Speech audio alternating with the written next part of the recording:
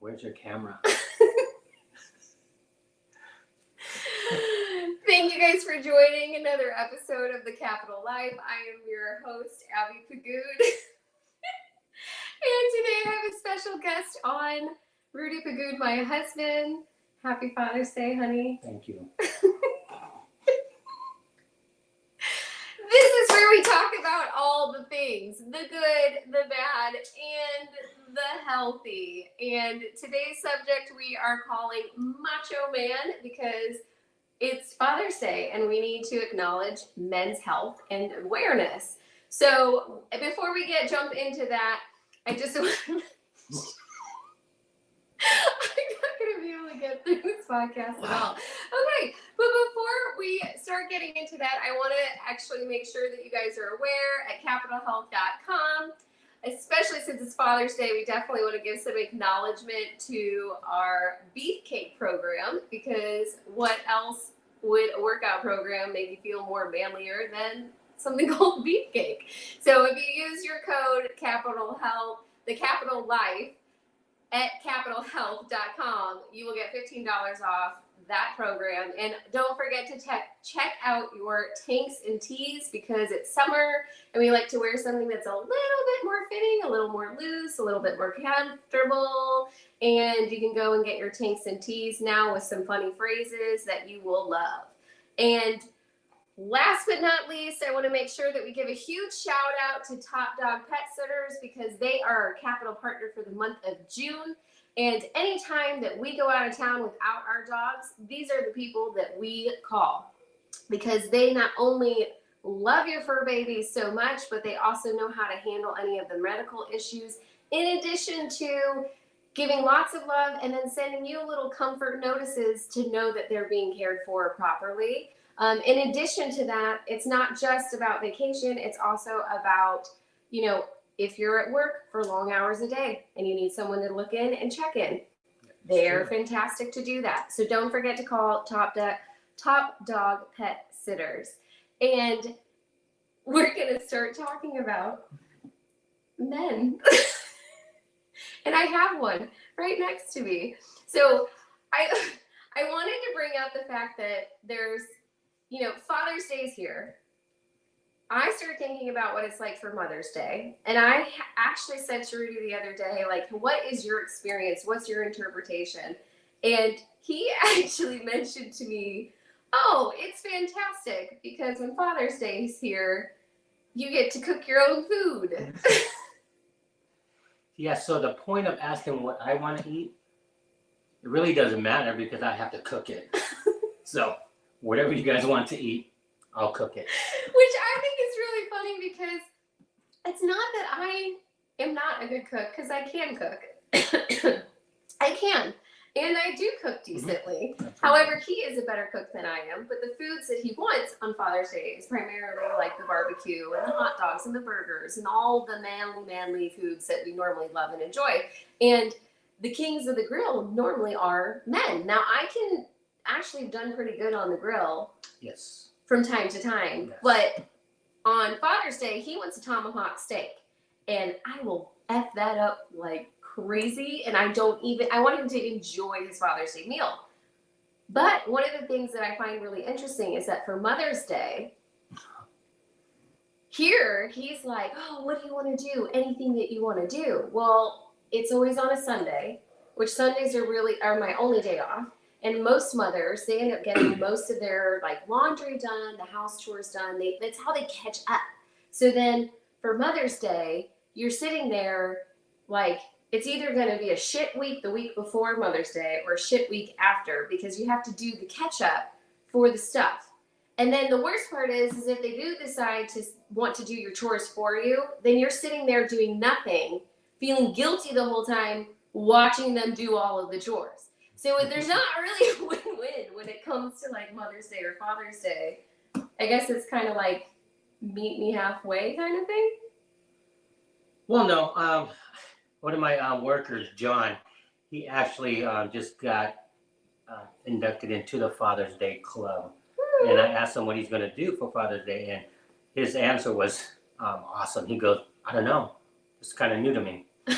I'm like, well. Because he doesn't even doesn't know. Yeah, well, He I told him. He doesn't know he's not gonna really Whatever get you're what gonna he do, wants. you're gonna be cooking it, or you're gonna be watching it.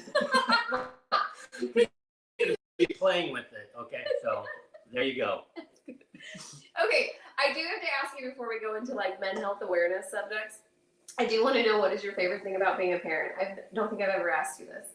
Oh, it's throughout the years, I like seeing that the kids develop, and it's a surprise when I like to see they develop my side or your side, because I want them my side, Okay.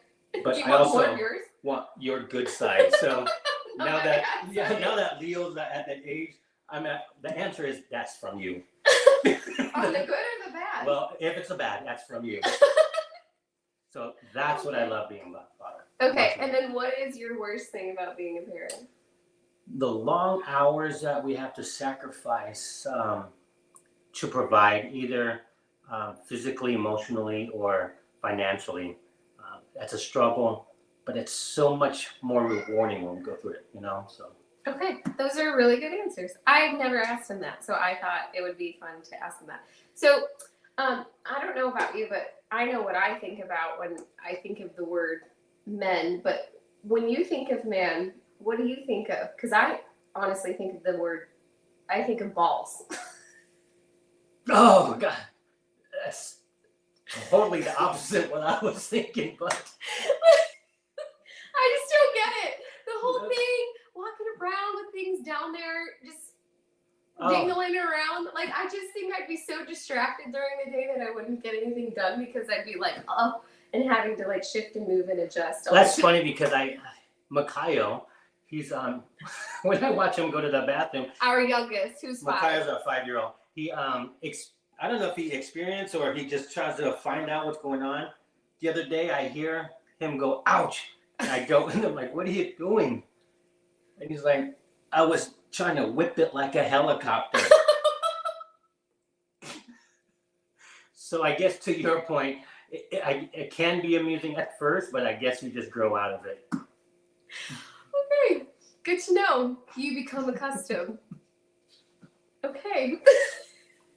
What is this itinerary? Well, it's not an itinerary. It's more of a like discussion. Like, if these subjects really come up, now will we talk about everything that I have on my like men's health awareness? No, but it's like a guide to say, hey, by the way, because when I think of men, I think of balls, and then I think of testosterone, right? Yeah. Because testosterone is something that like is predominantly a male quality, right? Yeah. So predominantly a man quality, which, all of the boys, are top testosterone builders between the ages of 18 and 25, which when that happens, usually like, the libido increases, and then, like there's a lot of changes that are going on with the body. And so there's different things like that. Now, what I did find out in just researching and doing backgrounds on hormone checks is just because as you get older, testosterone drops 1% every year when you hit the age of 30. That's a lot. What did it start out with? I don't remember. Well, okay. I don't remember, but I mean, like, your testosterone production decreases 1% with every year after the age of 30.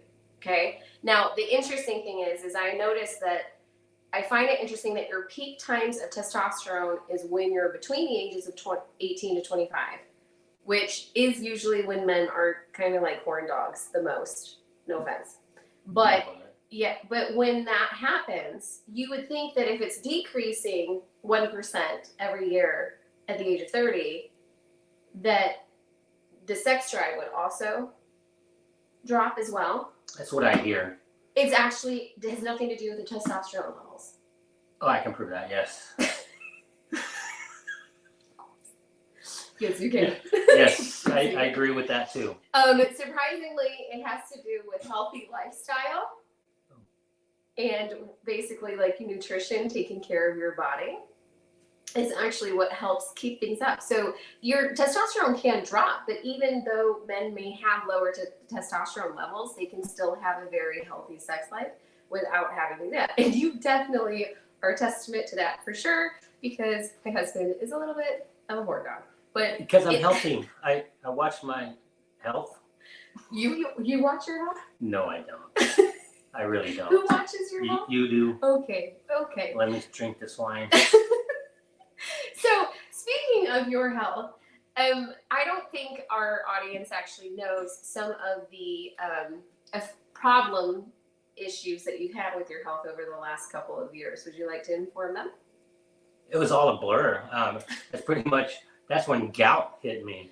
And not for the reason that most people think gout. There's a predisposition that people think that gout is influenced by alcohol and red meat. Right, like pork. Yeah. They're like, oh, over intake of pork, over intake of alcohol. And he has never really been a big drinker to begin with. So that just needs to be like neutralized right away because I think people need to be aware. Right, and then gout.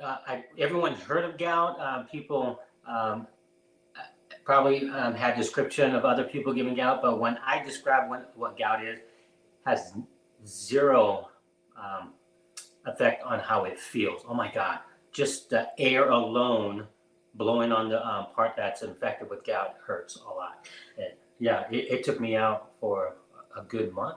Yeah, the last one was almost 6 weeks. So, and actually, for those of you that don't know, usually what happens with gout, it's basically a cousin of arthritic response. Okay, so you basically get a buildup of uric acid crystals that seem to collect into a particular part of the joint, which then causes massive inflammation, and then actually creates excruciating pain that actually is known.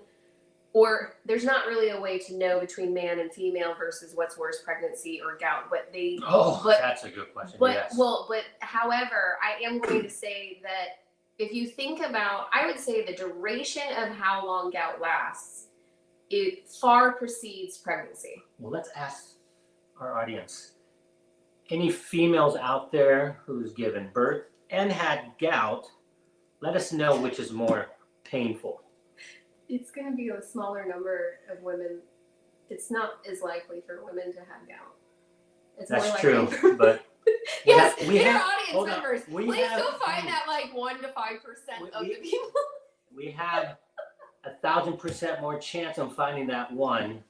Okay, that's true. Just share everything that we're discussing today, and hopefully we'll find that small percentage of people. But I will say that having watched him go through gout experience to begin with, his original response was doing exactly as the doctor told. He did classic Western medicine, cut out the foods, cut out the booze, cut out everything. And the booze wasn't even that big to begin with. And then still was typically having, I have like a thing in my face, but still was having episodes every quarter. So like literally 4 times a year was still having episodes. And after about, I think it was the 6th one, you were just like, I'm so sick of this shit. Maybe I should take the meds that the doctor would give, which would have wiped out your liver function and then put you in 10 times worse. And I said, honey, you know what? I'm going to treat you like one of my clients. What is something that I would do? I would decrease inflammation. If inflammation is what's triggering the gout, let's deal with that. And so then we got food allergy testing, which then flagged you for a lot of food sensitivities. A lot of numbers, yeah. That he kind of like... And they all tie in with each other, too. Well, with your eating habits, for sure. Habits. Yeah, that's true. He has a really good skill of selecting things that he's really not supposed to eat. Like those are the things that we grew up with. Well, yeah, but also... Those are like comfort food. Well, overexposure creates the intolerance. Like soy sauce. I grew up with soy sauce and rice. Yep. Breakfast, lunch, and dinner. Right. And breakfast would be what's left over from dinner the night before. But rice isn't on your list. But rice is not on your list. It's more soy sauce and gluten is on your list. But what I found really interesting is that he went out to the market today to pick up a thermometer, and he came home with a new rub, and that seems to have gluten and soy in it. That's why I kept the receipt. He's still learning. It's good. It's good. The whole point is that I want him I want him around for as long as I can possibly have. And as stubborn as I am, I do too. I'm very stubborn. I have noticed. My work life, it's so hard to stay in that guideline, especially eating. eating at least once a day with working what I do. So. Well, and I'm glad you actually brought up how your work habits, because one of the really important things is when it comes to male health, it's interesting that men are actually at higher risk for, cancer, like prostate cancer, and they're also higher risk for cardiovascular disease. And the most amazing thing is that most of that is controllable through healthy habits. So even though you could have family members that have experienced that, doing your healthy habit trends and taking care of your body and what you put into it, and having nagging wives like myself that like to keep him alive for a long time does actually work. Now, I do have to ask you, in comparison to like maybe 5-10 years ago, in comparison to current, do you have a tendency to, when you move quickly, start becoming dizzy or like losing like your bearings for a second? Within the last 2 to 3 months. Okay. I at work, I was just like walking along, and again, one of my managers, John, he saw me walking, and as I was walking down the hallway, I just started getting dizzy, like I'm doing like a drunk walk. Or if you ever had a road march in your past experience, and the guy in front of you is so dehydrated that he's doing that drunken march, that's how I was walking, and not just once, but a couple times. Yes. Okay. Like vertigo was hitting me all of a sudden. Well, the vertigo thing is a different thing because that has more of your intuition and your spiritual sense, which has been definitely increasing. But the other thing that's really funny is that there's this hormone that's called aldosterone, and it actually helps like regulate your blood pressure. And what is kind of interesting is that as you get older, that obviously that like decreases, but it doesn't really start decreasing until midlife.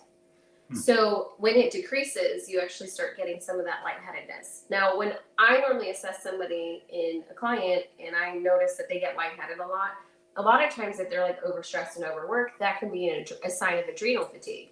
But for men's health, it's also a note to keep track of like aldosterone and make sure that aldosterone. See, read right here. Aldosterone. So if I get a bracelet and I walk around and I pass out, they can read it and pull it over like aldosterone. No, that's usually diabetics, and that's usually because the people that are like doing the ER stuff, they have to like know that you're diabetic, because then that would be one of the primary reasons that you passed out. That would explain a lot. I mean, because you've had a lot of people come work on you medically. If you get a bracelet to tell them I'm just crazy and I don't eat enough. What do you have? I don't know. There's no bracelet. I didn't eat lunch. Yes, we should do that. Okay. Well, another thing that I thought was interesting is that, as you get older, and you have actually, because of your last gout flare, you lost a lot of your dad bod. Oh God, I lost like 30 pounds. You did. Yeah, and muscle too. Yeah. It was terrible. Yeah. It was terrible. But aside from the gout flare, is actually a reason why the increase of the dad bod is because not only just like women. So a lot of my female clients, they get really frustrated because their midsection starts getting larger, especially after they're going through the change and they're starting to experience those things. And anytime you have basically excess in your waistline, it is a sign of insulin intolerance, and your body is having a hard time processing glucose. Well, for men, it's interesting because the growth hormone is actually depleting about 2 to 5% every 5 years. And when it does, it actually, not only do you experience muscle loss, you also experience bone loss. And then in addition to that, you start having that sensitivity to glucose, to which your growth hormone is influential. So you start getting some of that like dad bod qualities. The other thing that sucks a lot is there is a thing called, I'm going to say this very slowly because I don't pronounce things the way that I think they are in my head, but it's can you say that? Because I can't say that. Oh, shoot. Glucocorticoids. Okay. And it's basically what it is it's a hormone that it's a group of hormones that help with metabolizing proteins, carbohydrates, and fats. And so as your body like ages, that starts to decrease as well, especially for men. But the most interesting thing that I found about it is that it's known for its anti-inflammatory response, which is huge because you definitely need that. And it's also good for anti-allergy. But if it's too high, guess what it affects? Your memory. No, not libido. Okay, good. You don't have those problems. Okay, whatever. Well, I don't need any additional problems. Okay. Touche. So, but what it actually affects is memory, cognition, and sleep cycles. So you know how you actually have been having like irregular sleep cycles and you all of a sudden have like insomnia for 3 or 4 days? And memory loss at work. I walk into a different memory room. loss all the time. Like, I wonder if you're... I'm going to blame it on this. Yes, I'm just saying. I think that's really important. Yes. Now, okay, so I'm going to change subjects and I'm going to talk about prostate because, you know, I think balls and I think prostate. And I don't know. I just think balls and I think prostate. And then, we already know, we've already discussed earlier that stop making appropriate gestures behind the screen. I have to focus.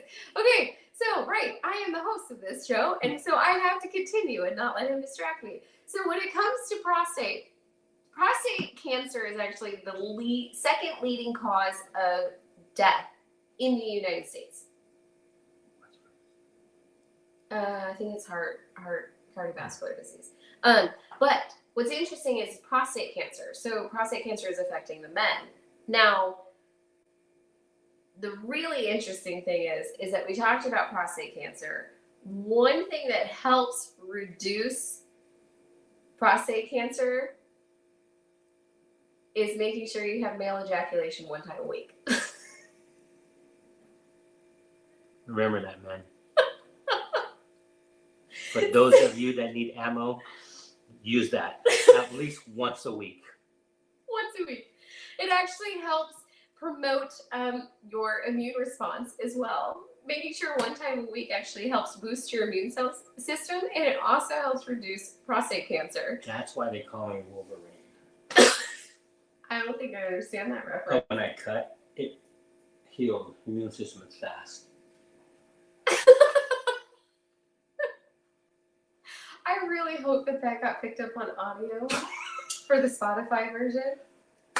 Good grief. Okay, but anyway, in addition to that, I just have to do it because I love saying inappropriate words in front of him and watching his facial reaction. Okay. But ejaculation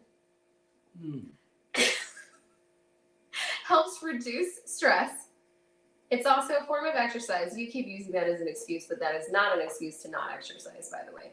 And then also reduces cardiovascular disease, obesity, and diabetes, which, by the way, I don't know about you, but 3 of those are the major problems in your family and your bloodline. I told you. I told you. At any rate,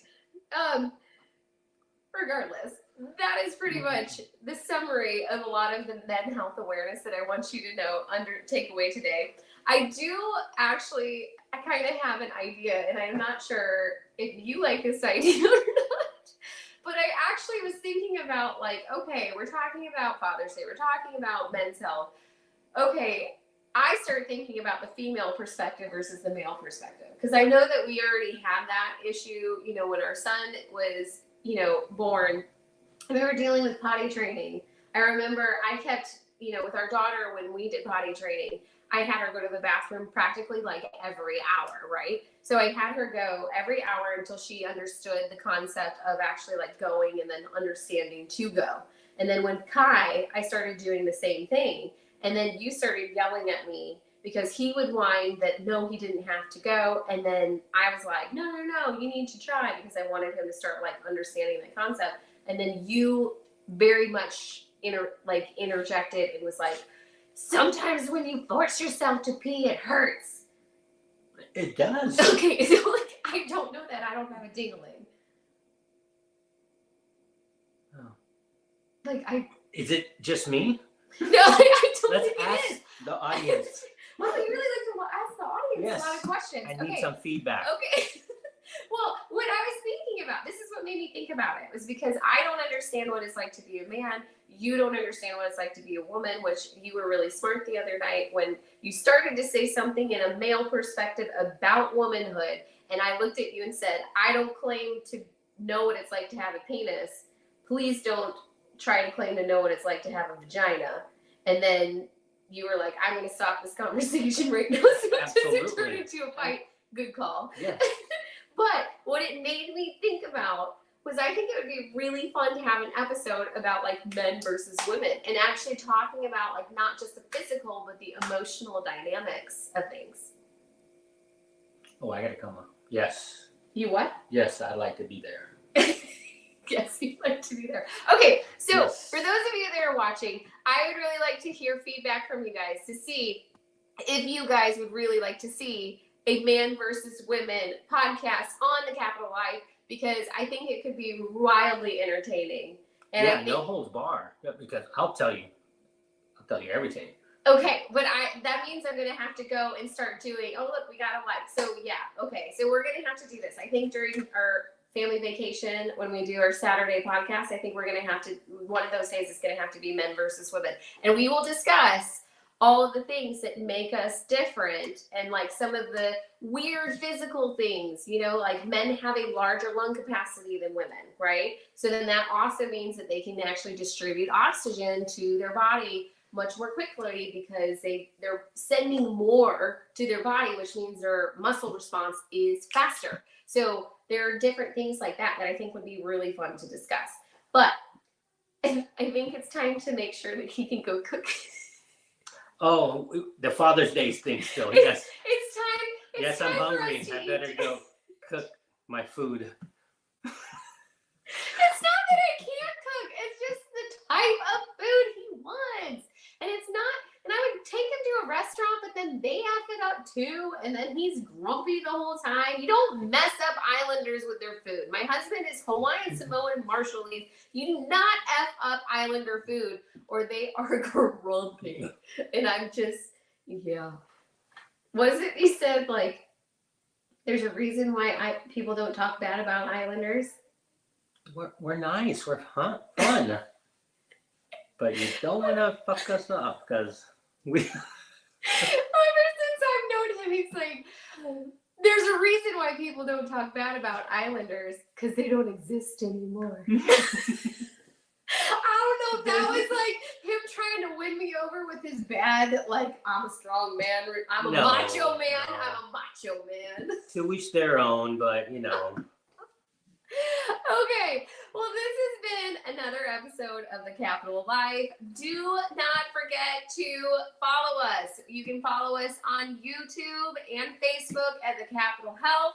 You can also follow us on Spotify and iHeartRadio at The Capital Life. Don't forget to like, share, and subscribe, please, please, please, because more health awareness is more love for everybody, especially with all the hogwash out there that is going around, and there's so much noise, and we're really trying to neutralize the noise so that you actually get the truth of what you're looking for when it applies to your health in all phases of your life. If you really want more content, please go to capitalhealth.com. Capitalhealth.com will actually give you news articles, blog postings, things of that nature. I'm actually due to write the next one now, which I already picked the subject. I'm not going to tell you what it is, because you need to go and you need to sign up for it. So, at any rate, make sure that you go ahead and I already said like, subscribe. You're so distracting. It's really Okay, so anyway, thanks for joining me today. Don't forget to tune in next Saturday. It's supposedly 5:30, but we moved it today because I wanted to have him on, and he works on Saturdays. So thanks for making sure that we can do that. Yes. Yeah, island time. Yeah. Yeah, actually, I can't use that as an excuse. At any rate, next week's subject is infuse your flavor. So we're going to talk about all things to kind of enhance flavors, be it herbs, drinks, things of that nature, to kind of bring a little bit more liveliness and realism to your taste buds, okay? So that you kind of neutralize some of that junk that we have a tendency to get when we go out in public and eat. And don't forget to like and subscribe. And remember, to take care of yourself because you're somebody's everything. Yes. He's my everything. You're my everything. Well, you have to take care of yourself. Gay. Take care, guys. Thanks again for watching.